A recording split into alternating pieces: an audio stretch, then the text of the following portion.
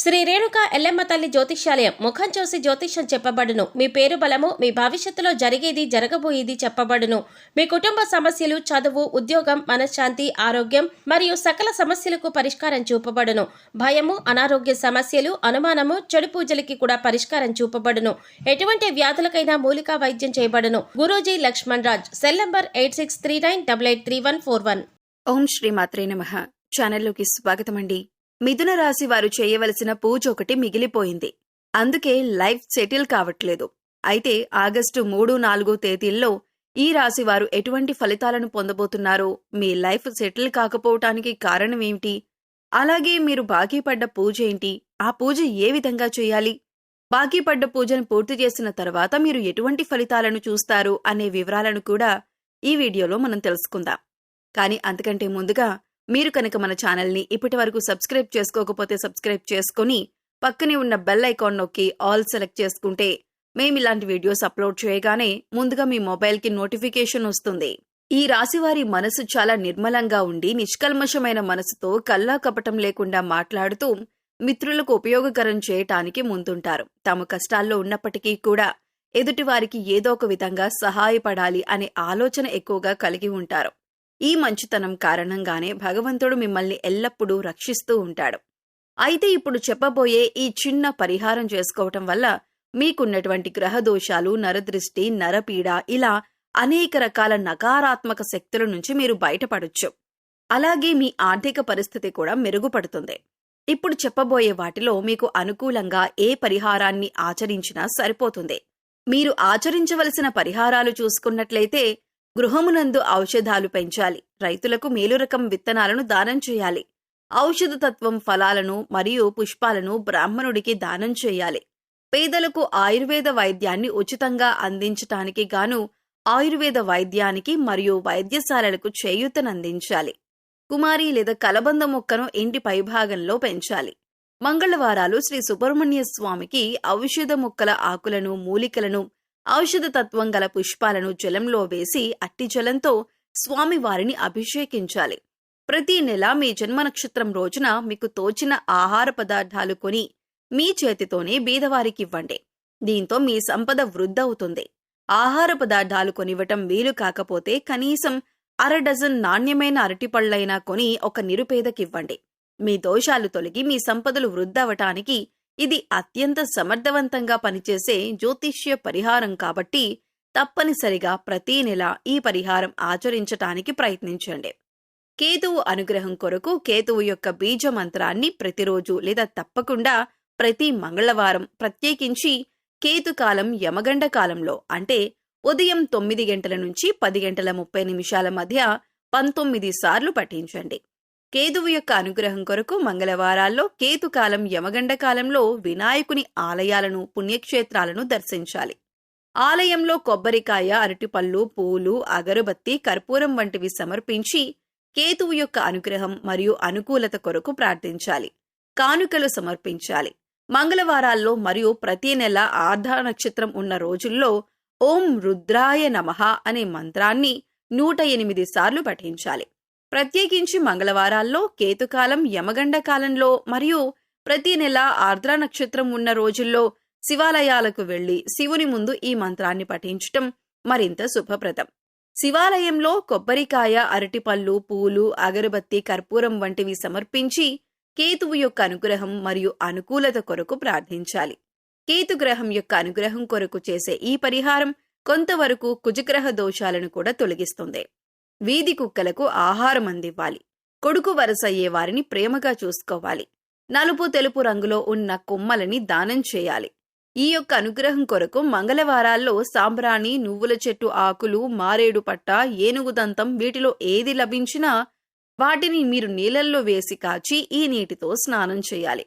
కేతువు యొక్క అనుగ్రహం కొరకు మంగళవారాల్లో వైఢూర్యం, నువ్వుల నూనె, శాలువ, కస్తూరి, ఉలవలు, ఎరుపు రంగు లేదా బ్రౌన్ రంగు వస్త్రం మరియు ఆర్థిక విరాళాలు వీటిలో ఏదైనా ఒకటి దేవాలయాలు, ఆలయ పూజారులు, అనాథ శరణాలయాలు మరియు అత్యంత పేదరికంలో ఉన్న వ్యక్తులకు దానం చేయండి. లేదా మీరు ఇవ్వగలిగినంత ఆర్థిక విరాళం ఆన్లైన్లో చెల్లించండి. దాని ద్వారా ఏదైనా ప్రసిద్ధ ఆలయానికి పంపండి.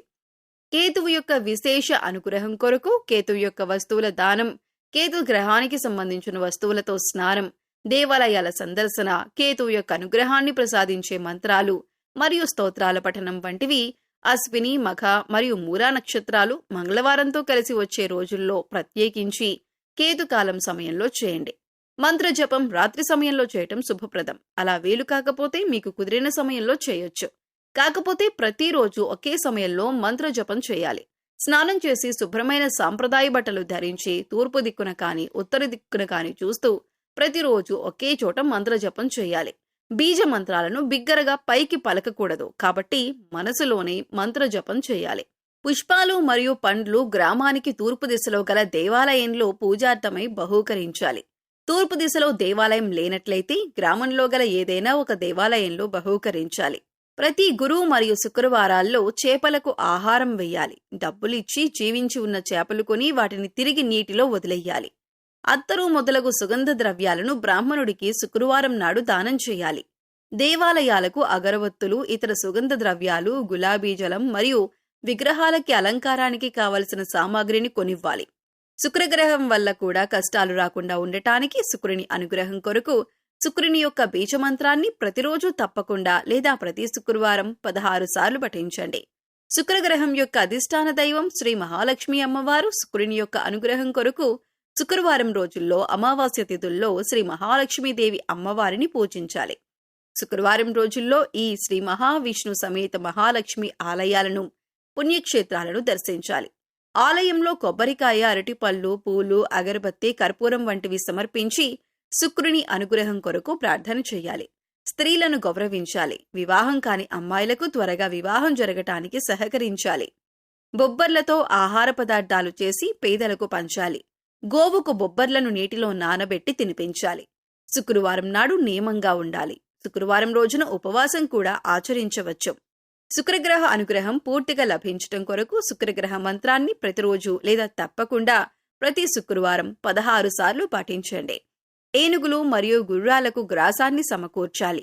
ఏనుగు మరియు గుర్రపు బొమ్మను లేదా పటాన్ని దక్షిణ గోడకు తూర్పు వైపు ముఖం ఉండేలాగా అమర్చాలి, తగిలించాలి. శ్రీ సూర్య భగవానుని ఆరాధన వీరికి శుభ ఫలితాలనిస్తుంది. సూర్యుని అనుగ్రహం కొరకు బీజ మంత్రాలను ప్రతిరోజున తప్పకుండా ప్రతి ఆదివారం 7 సార్లు పఠించండి.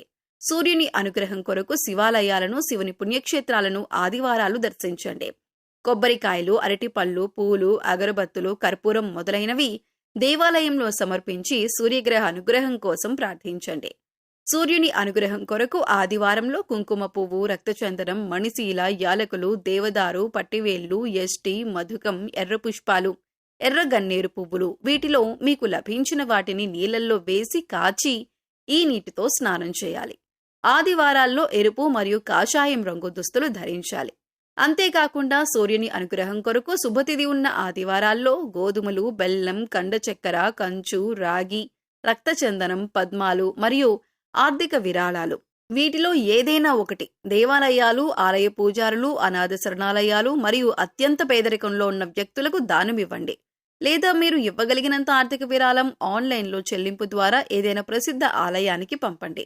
పశుపక్షాదులకు, మూగజీవాలకు తాగటానికి నీరు, తినటానికి ఆహారాన్ని ఏర్పాటు చేసినట్లయితే మీరు గత జన్మలో తెలిసి తెలియక చేసిన పాపకర్మల యొక్క దుష్ఫలితాలు తొలగిపోయి అనుకూలమైన ఫలితాలు ఏర్పడటానికి అవకాశం ఉంటుంది. సో చూశారు కదండి, ఈ రాశివారు వారి కెరీర్లో అంతేకాకుండా అభివృద్ధి పొందటానికి, అలాగే మీరు తలపెట్టిన ప్రతి పని పూర్తవటానికి, ప్రతి విషయంలో ముందుండటానికి ఈ రాశివారు ఏ పూజ చేసుకోవాలి, ఈ రాశివారికి బాకీ పడ్డ పూజ ఏంటి, ఆ పూజ ఎలా చేసుకోవాలి అనే అంశాలను ఈ వీడియోలో మనం వివరంగా తెలుసుకున్నాం కదా. ఈ వీడియో మీకు నచ్చినట్లయితే లైక్ చేయండి. మీ ఫ్రెండ్స్ అండ్ ఫ్యామిలీ మెంబర్స్లో మిథున రాశి వారు ఉంటే వారితో ఈ వీడియోని షేర్ చేసుకోండి. అలాగే ఇప్పటి వరకు మన ఛానల్ని ఇంకా సబ్స్క్రైబ్ చేసుకోకపోతే వెంటనే సబ్స్క్రైబ్ చేసుకోండి. అంతేకాకుండా పక్కనే ఉన్న బెల్ ఐకాన్ని క్లిక్ చేసి అందులో ఉన్న ఆల్ అప్డేట్ని సెలెక్ట్ చేయండి. ఇలా ఛానల్ని సబ్స్క్రైబ్ చేసుకొని పక్కనే ఉన్న బెల్ ఐకాన్ క్లిక్ చేసి అందులో ఆల్ సెలెక్ట్ చేసుకుంటే మేము ఇలాంటి వీడియోస్ అప్లోడ్ చేయగానే ముందుగా మీకు నోటిఫికేషన్ వస్తుంది.